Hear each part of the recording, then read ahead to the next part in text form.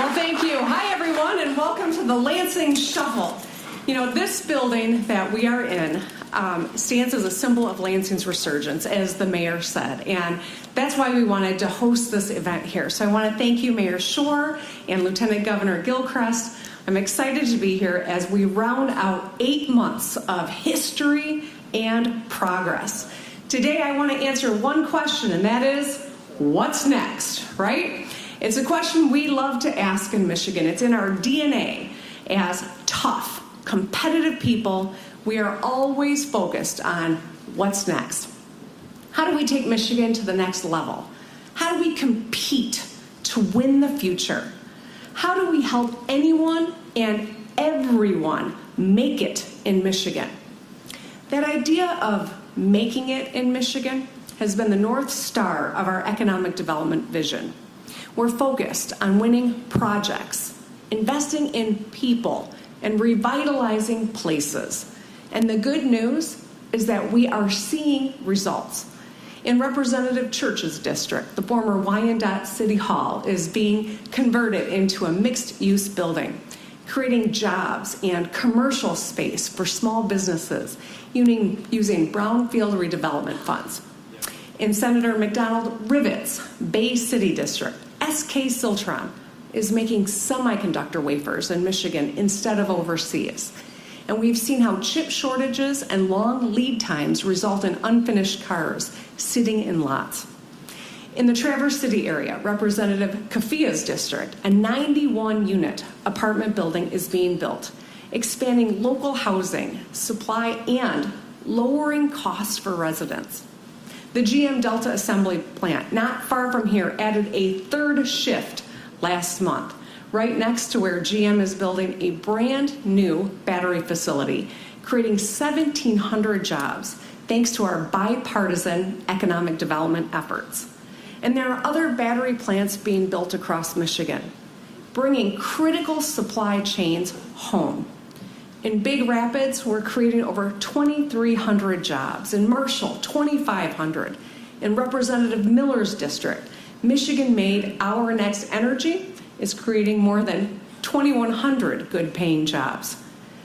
These new battery plants will be game changers, supporting thousands of families, uplifting local businesses, and ensuring that our cities and towns thrive for decades to come.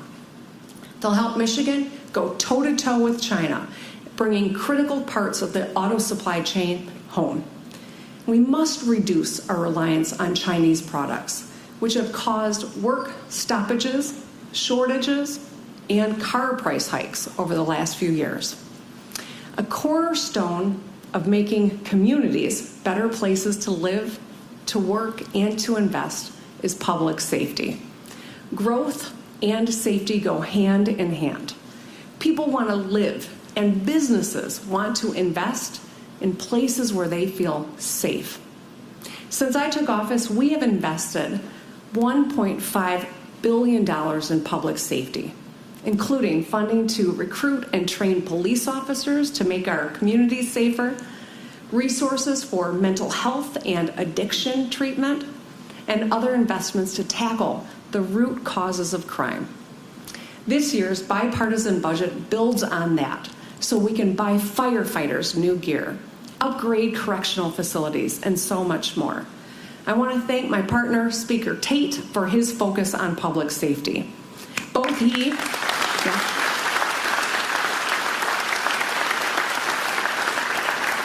Both Speaker Tate and Mayor Duggan are working on legislation to secure dedicated funding targeted toward public safety and fighting crime to make our communities safer. I will work with them to get it done. And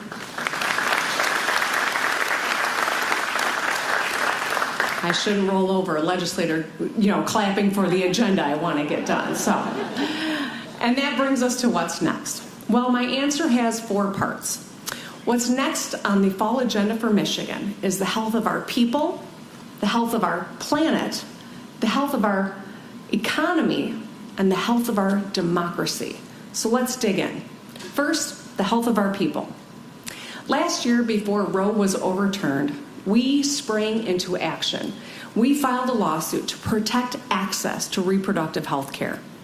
In November, Michiganders voted overwhelmingly to protect abortion rights in our state constitution. In April, we repealed the 1931 law that banned abortion without exceptions for rape or incest. Slaying our zombie laws was great, but there are still other bad laws that put politically motivated, medically unnecessary restrictions on abortion. This forces patients to drive hundreds of miles for care or mandate that they receive biased, inaccurate information about their health. With the U.S. Supreme Court stripping away basic rights, we must be proactive about repealing these antiquated state laws. This is an issue that I hear from people who write to me, people like Rachel from Kalamazoo. She wants her daughter to live in a state where she is, quote, in control of her mind, body, health, and future. Rachel is right. This fall, let's pass the Reproductive Health Act and roll back these harmful restrictions.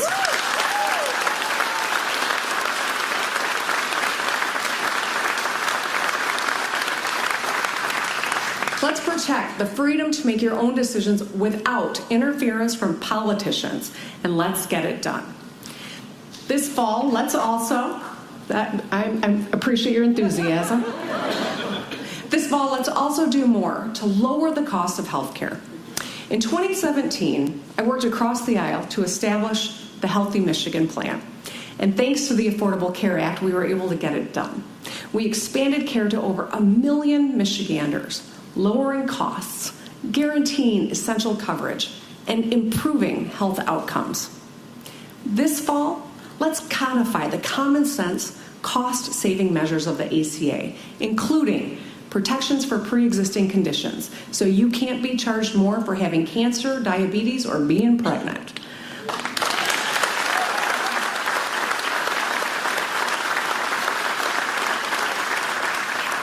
Permitting children to stay on their parents' insurance until they're 26.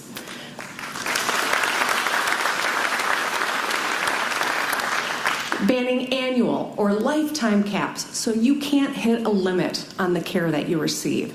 And requiring insurance plans to cover essential services like ambulance services, maternity care, mental health treatment, and birth control. Every Michigander deserves quality, affordable care.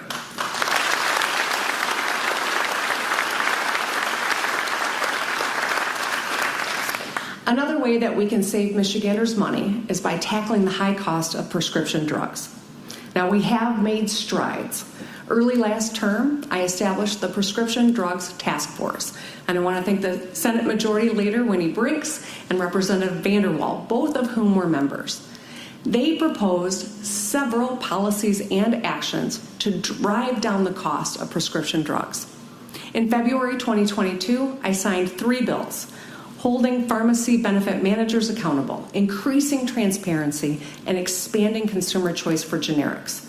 I want to thank the President Biden, for his Inflation Reduction Act. The cost of insulin, because of that act, was capped at $35 a month, and Medicare will start negotiating for lower drug prices. Unfortunately, we know too many people still pay too much out of pocket to get the medicines they can't live without. Like Kay from Genesee County. She's working full-time as a nurse. She often skipped refills on her own prescriptions because they were not covered. One of her asthma medications was thousands of dollars a month, on top of 2 inhalers for prescriptions and prescriptions for other issues. She needed medicine to breathe, but the exorbitant cost offered her absolutely no breathing room, especially while raising her 2 kids. She deserves better. Let's further lower the cost of prescription drugs by implementing the task force's remaining recommendations, like establishing an independent, nonpartisan prescription drug affordability board made up of leaders in economics, healthcare, supply chain, and academics. The board would use data and evidence-based research to tackle the cost of prescription drugs. We need to hold bad actors across the supply chain accountable for skyrocketing prices, while also encouraging R&D for new treatments and cures made right here in Michigan. Nobody should have to make impossible choices between getting better and paying the bills. Let's get it done.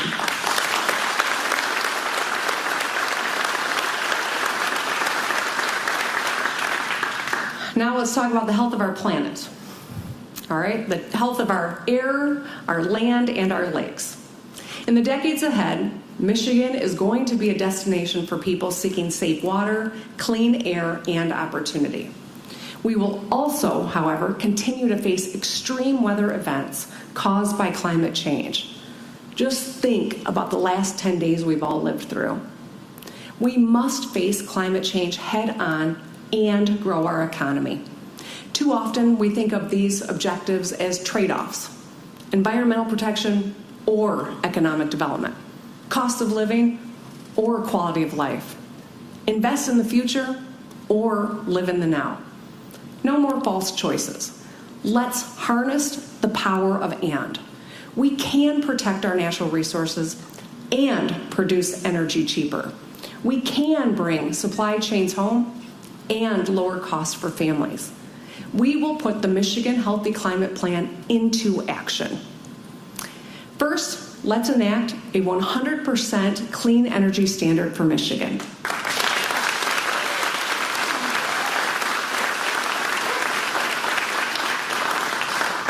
This means all the energy we produce will be from wind, solar, or other common sense sources. It means clean air for our kids to breathe and safe water for them to drink. It means protecting our lakes for generations to come.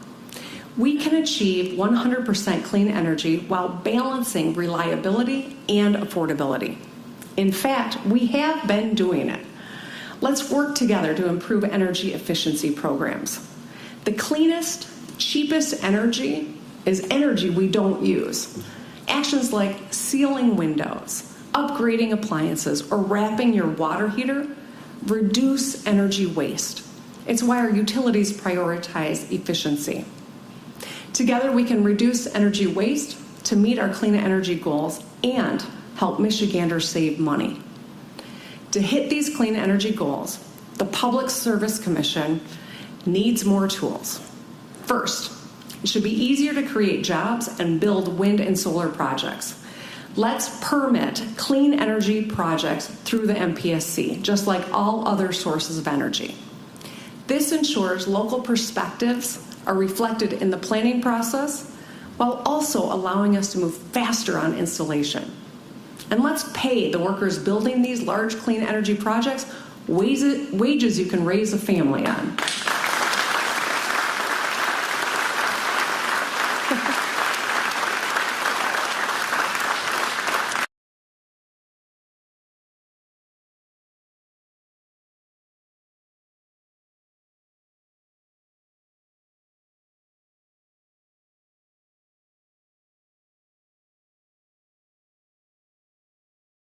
What can happen if we don't put health first?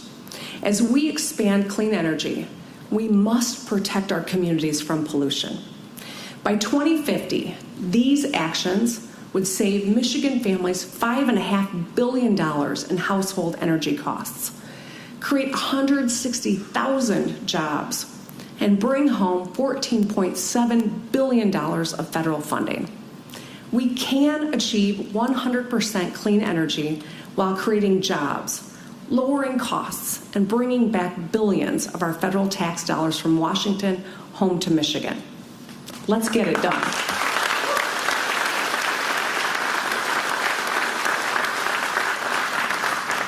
Michiganders work hard. The numbers prove it. Our unemployment rate is the lowest it's been in 23 years.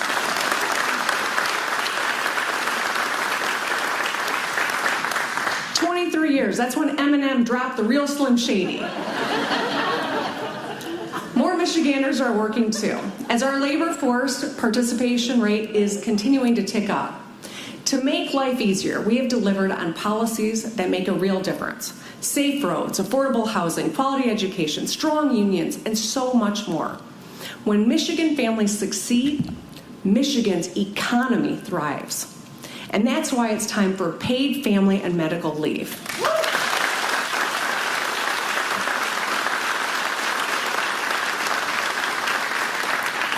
This issue is personal. When I had my first daughter, I was also caring for my mom, who was dying of brain cancer. I was sandwiched between them. That time in my life forged me, and it showed me the challenges that so many Michiganders live every single day. I had my first child during my first legislative term. And I was a scrapbooker, if you can't tell. I wanted to be a great mom and policymaker.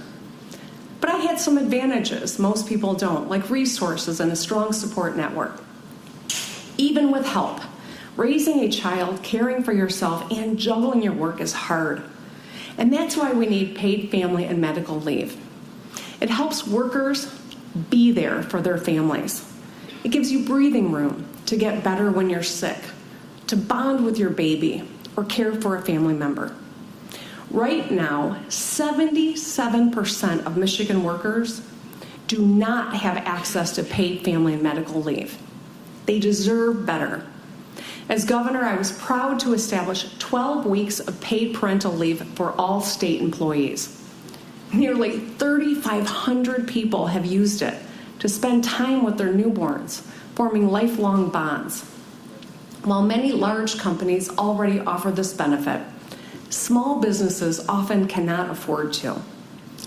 When we enact paid leave, it'll level the playing field and help small businesses attract and retain workers. It'll make a difference for people like Adam from Clinton Township. His employer offers 6 weeks of paternal leave, but Adam's wife does not receive any maternal leave. She was forced to use short-term disability to spend time with their newborn. They deserve better. Surveys show paid leave is one of the top 3 policies that people prioritize when deciding where to relocate.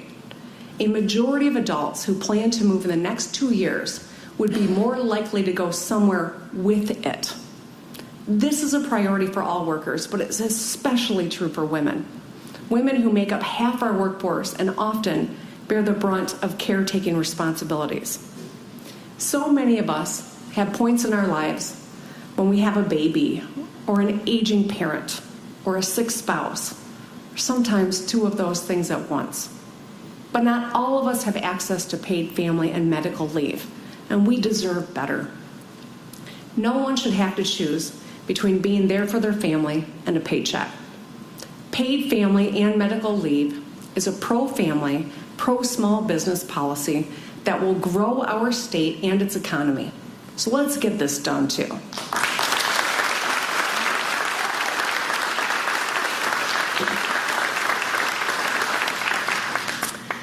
Moving on, we all know that growing the economy depends on our ability to deliver for workers, businesses, and communities. There is no either or, it is always and both. So let's talk about another challenge that is vital to unleashing our economic potential: permitting. I hear from business leaders, especially folks in other states, about how no state has gotten permitting quite right yet. Michigan should be the first. This is a bipartisan priority, and I know we can get it done. We are living through a manufacturing boom, the likes of which we have not seen since the 1960s. Construction spending by American manufacturers more than doubled over the last year. We're building a heck of a lot the right way, but we need to pick up the pace, to build more, faster, and harness the full power of our economic development toolkit. Let's streamline our permitting process for advanced manufacturing, infrastructure, housing, and more. Over the years, I've issued some executive directives to improve our permitting processes, but we need legislation to make long overdue strides. Let's compete with other states and nations to bring jobs and businesses back home, to build Michigan up and to build the future here in Michigan. And finally, I want to discuss the structure underlying all the work we are doing together this fall. our democracy. I want to thank my partners, Attorney General Dana Nessel and Secretary of State Jocelyn Benson, for leading in this space.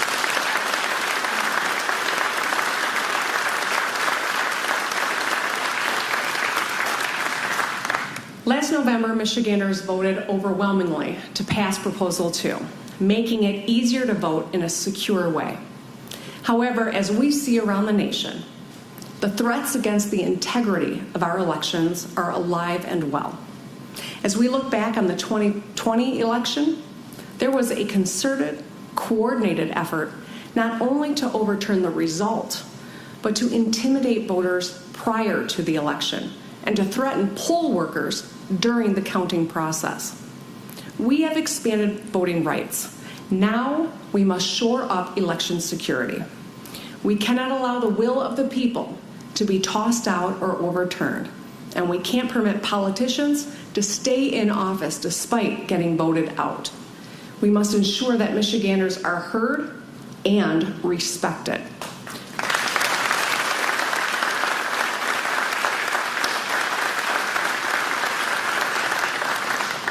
Today, we've celebrated the progress we've made together and started an essential conversation about what's next. Our plans are ambitious, but they're achievable. Let's get them done so we can build a bright future for Michigan. I've spoken often about the last few years about how we need to believe in Michigan. I know that Michiganders love our state, and we have been through a lot, especially the last 40 years. We've made strides to reverse those trends by delivering on issues that make a real difference in people's lives. We have made progress. Our list of accomplishments, our growing, diversifying economy, and our strong financial position prove that what we are doing is working. That feeling you're seeing in every region of our state is hope. Michiganders believe in Michigan. Now that we can all see what we are capable of, let's tell the world. Michiganders are known for our kindness and our humility. We got a lot done, but we are not the best at telling our story. Today that ends. Today we go from just believing in Michigan to bragging about Michigan.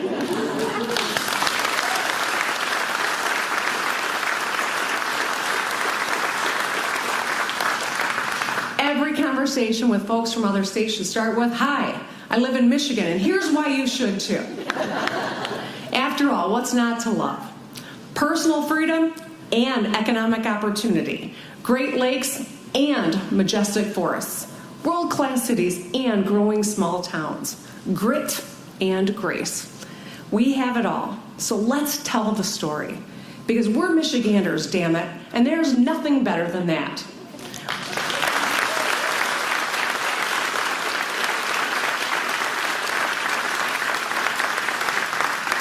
We have a lot more good work to do and only a few months before the new year. We see what's next, so let's work together and get it done.